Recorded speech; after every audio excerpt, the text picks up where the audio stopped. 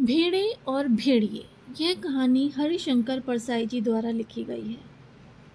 एक बार एक वन के पशुओं को ऐसा लगा कि वे सभ्यता के उस स्तर पर पहुंच गए हैं जहां उन्हें एक अच्छी शासन व्यवस्था अपनानी चाहिए, और एक मत से यह तय हो गया कि वन प्रदेश में प्रजातंत्र की स्थापना हो।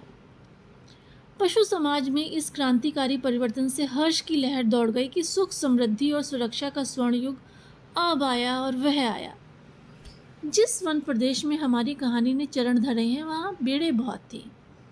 निहायत नेक, ईमानदार, कोमल, विनयी, दयालु, निर्दोष पशु जो घास तक को फूंक फूंक कर खाता है। भेड़ों ने सोचा कि अब हमारा भय दूर हो जाएगा। हम अपने प्रतिनिधियों से कानून बनवाएंगे कि कोई जीवधारी किसी को ना सताए, ना मारे। सब जिएं और जीने दें। शांति, स्नेह, बंधुत्व और सहयोग पर समाज आधारित हो। इधर भेड़ियों ने सोचा कि हमारा अब संकट काल आया। भेड़ों की संख्या इतनी अधिक है कि पंचायत में उनका ही बहुमत होगा, और अगर उन्होंने कानून बना दिया कि कोई पशु किसी को ना मारे तो हम खाएंगे क्या? क्या हमें घास चरना सीखना पड़ेगा? ज्यों ज्यों चुनाव समीप आता, भेड़ों का उल्लास बढ़ता जाता। ज्यों ज्यों चुनाव समीप आता, भेड़ियों का दिल बैठता जाता। एक दिन बूढ़े सियार ने भेड़िए से कहा, मालिक, आजकल आप बड़े उदास रहते हैं। हर भेड़िए के आसपास दो चार सियार रहते ही हैं। जब भेड़िया अपना शिकार खा लेता है, तब ये सियार हड्डियों में लगे मांस को कुतर कर खाते हैं और हड्डियां चूसते रहते हैं। ये भेड़िए के आसपास दुम हिलाते चलते हैं, उसकी सेवा करते हैं और मौके बेमौके हुआ हुआ चिल्लाकर उसकी जय बोलते हैं। तो बूढ़े सियार ने बड़ी गंभीरता से पूछा, महाराज, आपके मुख चंद्र पर चिंता के मेघ क्यों छाए हैं? खैर, भेड़िए ने कहा, तुझे क्या मालूम नहीं है कि वन प्रदेश में नई सरकार बनने वाली है। हमारा राज्य तो अब गया। सियार ने दांत निपोर कर कहा, हम क्या जाने महाराज, हमारे तो आप ही माई बाप हैं। हम तो कोई और सरकार नहीं जानते। आपका दिया खाते हैं, आपके गुण गाते हैं। भेड़िए ने कहा, मगर अब समय ऐसा आ रहा है कि सूखी हड्डियां भी चबाने को नहीं मिलेंगी। सियार सब जानता था, मगर जानकर भी न जानने का नाटक करना न आता तो सियार शेर ना हो गया होता।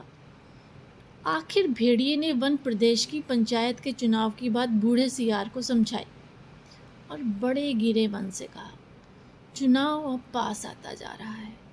अब यहाँ से भागने के सिवा कोई चारा नहीं, पर जाएं भी कहाँ?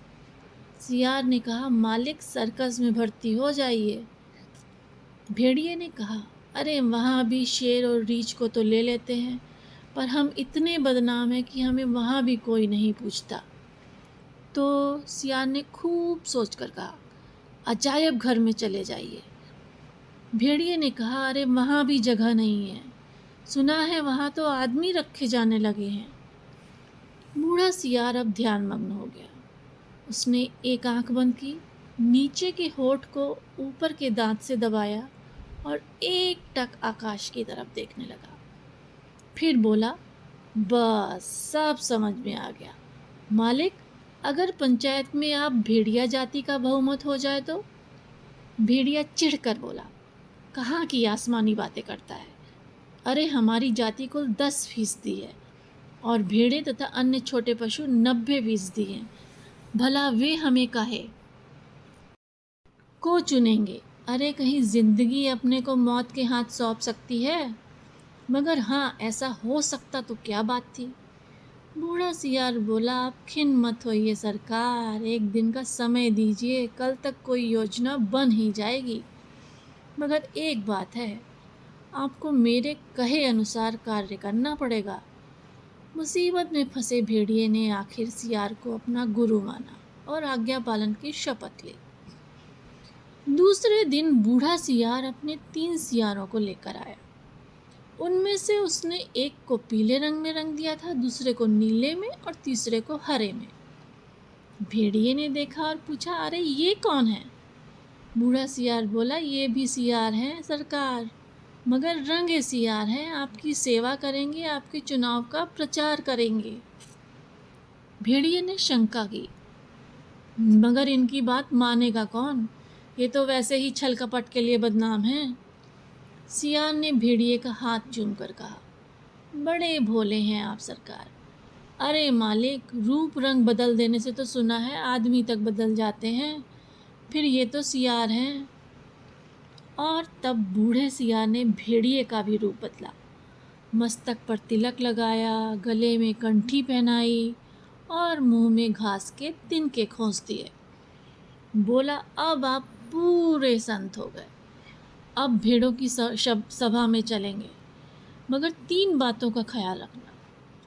अपनी हिंसक आंखों को ऊपर मत उठाना, हमेशा ज़मीन की ओर देखना और कुछ बोलना मत, नहीं तो सब पोल खुल जाएगी और वहाँ बहुत सी भेड़ें आएंगी, सुंदर सुंदर, मुलायम मुलायम, तो कहीं किसी को तोड़ मत खाना।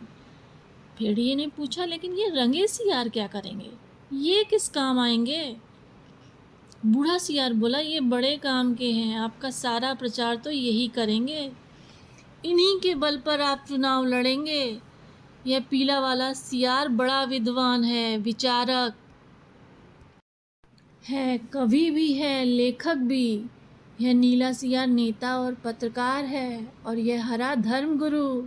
बस अब चलिए।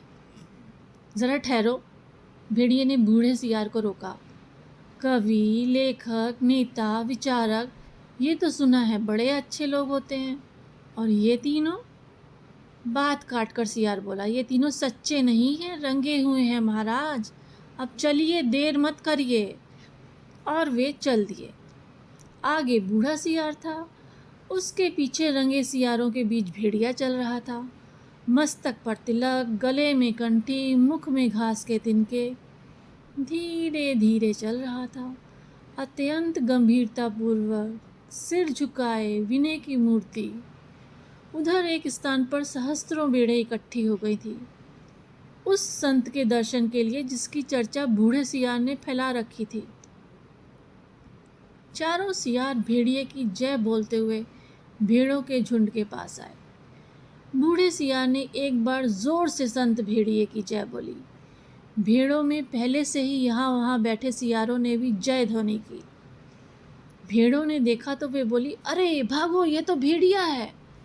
तुरंत बूढ़े सियार ने उन्हें रोककर कहा, भाइयों और बहनों, अब भय मत करो, भेड़िया राजा संत हो गए हैं, उन्होंने हिंसा बिल्कुल छोड़ दी है, उनका हृदय परिवर्तन हो गया है, वे आज 7 दिनों से घास खा रहे हैं, रात दिन भगवान के भजन और परोपकार में लगे रहते हैं, उन्होंने अपना जीवन जीव मात्र की सेवा में अर्पित कर दिया है। अब वे किसी का दिल नहीं दुखाते, किसी का रोम तक नहीं छूते, भेड़ों से उन्हें विशेष प्रेम है। इस जाति ने जो कष्ट सहे हैं, उनको याद करके कभी कभी भेड़िया संत की आंखों में आंसू आ जाते हैं। उनकी अपनी भेड़िया जाति ने जो अत्याचार आप पर किए हैं, उनके कारण भेड़िया संत का माथा लज्जा से जो झुका है, सो झुका ही हुआ है। परंतु अब वे शेष जीवन आपकी सेवा में लगाकर तमाम पापों का प्रायश्चित करेंगे। आज सवेरे की ही बात है कि ये एक मासूम भेड़ के बच्चे के पाँव में कांटा लग गया, तो भेड़िया संत ने उसे दांतों से निकाला, दांतों से। पर जब वह बेचारा कष्ट से चल बसा तो भेड़िया संत ने सम्मानपूर्वक उसकी अंत्येष्टि क्रिया की। अब तो वे सर्वस्व त्याग चुके हैं, अब आप उनसे भय मत करें, उन्हें अपना भाई समझें। सब मिलकर बोलो, संत भेड़िया जी की जय। भेड़िया जी अभी तक उसी तरह गर्दन डाले विनय की मूर्ति बने बैठे थे। बीच में कभी कभी सामने की ओर इकट्ठी भेड़ों को देख लेते और टपकती हुई लार को गुटक जाते। बूढ़ा सियार फिर बोला, भाइयों और बहनों, मैं भेड़िया संत से अपने मुखारविंद से आपको प्रेम और दया का संदेश देने की प्रार्थना करता, पर प्रेमवश उनका हृदय भर आया है। वे गदगद हो गए हैं और भावातिरेक से उनका कंठ अवरुद्ध हो गया है, वे बोल नहीं सकते। अब आप इन 3 रंगीन प्राणियों को देखिए, आप इन्हें न पहचान पाए होंगे। पहचाने भी कैसे, ये इस लोक के जीव तो हैं नहीं, ये तो स्वर्ग के देवता हैं। जो हमें सदुपदेश देने के लिए पृथ्वी पर उतरे हैं। यह पीले विचारक हैं, कवि हैं, लेखक हैं, नीले नेता हैं और स्वर्ग के पत्रकार हैं, और हरे वाले धर्म गुरु हैं। अब कविराज आपको स्वर्ग संगीत सुनाएंगे। हाँ कवि जी, पीले सियार को हुआ हुआ के सिवा कुछ और तो आता ही नहीं था। हुआ हुआ चिल्ला दिया। शेष सियार भी हुआ हुआ बोल पड़े। बूढ़े सियार ने आंख के इशारे से शेष सियारों को मना किया और चतुराई से बात को यूं कहकर संभाला, भाई कवि जी तो कोरस में गीत गाते हैं, पर कुछ समझे आप लोग? कैसे समझ सकते हैं? अरे कवि की बात सबकी समझ में आ जाए तो वह कवि काहे का? कह रहे हैं कि जैसे स्वर्ग में परमात्मा वैसे ही पृथ्वी पर भेड़िया। हे भेड़िया जी महान, आप सर्वत्र व्याप्त हैं, सर्वशक्तिमान है। प्रातः आपके मस्तक पर तिलक लगा करती है, सांझ को उषा आपका मुख चूमती है, पवन आप पर पंखा करती है, और रात्रि में आपकी ही ज्योति लक्ष लक्ष खंड होकर आकाश में तारे बनकर चमकती है। हे विराट, आपके चरणों में शूद्र का प्रणाम है। फिर नीले रंग के सियार ने कहा, निर्बलों की रक्षा बलवान ही कर सकते हैं। भेड़ें कोमल हैं, निर्बल हैं, अपनी रक्षा नहीं कर सकती। भेड़िए बलवान हैं, इसलिए उनके हाथों में अपने हितों को छोड़ निश्चिंत हो जाओ। वे भी तुम्हारे भाई हैं, आप एक ही जाति के हो। तुम भेड़, वह भेड़िया, कितना कम अंतर है। और बेचारा भेड़िया व्यर्थ ही बदनाम कर दिया गया है कि वह भेड़ों को खाता है। अरे खाते और हैं, हड्डियां उनके द्वार पर फेंक जाते हैं। ये व्यर्थ बदनाम होते हैं। तुम लोग तो पंचायत में बोल भी नहीं पाओगे। भेड़िए बलवान होते हैं, यदि तुम पर कोई अन्याय होगा तो डट कर लड़ेंगे। इसलिए अपने हित की रक्षा के लिए भेड़ियों को चुनकर पंचायत में भेजो। बोलो संत भेड़िया की जय। फिर हरे रंग के धर्मगुरु ने उपदेश दिया, जो यहाँ त्याग करेगा वह उस लोक में पाएगा, जो यहाँ दुख भोगेगा वह वहाँ सुख पाएगा, जो यहाँ राजा बनाएगा वह वहाँ राजा बनेगा, जो यहाँ वोट देगा वह वहाँ वोट पाएगा। इसलिए सब मिलकर भेड़िए को वोट दो। वे दानी हैं, परोपकारी हैं, संत हैं, मैं उनको प्रणाम करता हूँ। यह एक भेड़िए की कथा नहीं है, यह सब भेड़ियों की कथा है। सब जगह इस प्रकार प्रचार हो गया और भेड़ों को विश्वास हो गया कि भेड़िए से बड़ा उनका कोई हित चिंतक और हित रक्षक नहीं है। और जब पंचायत का चुनाव हुआ तो भेड़ों ने अपने हित रक्षा के लिए भेड़ियों को चुना, और पंचायत में भेड़ों के हितों की रक्षा के लिए भेड़िए प्रतिनिधि बनकर गए।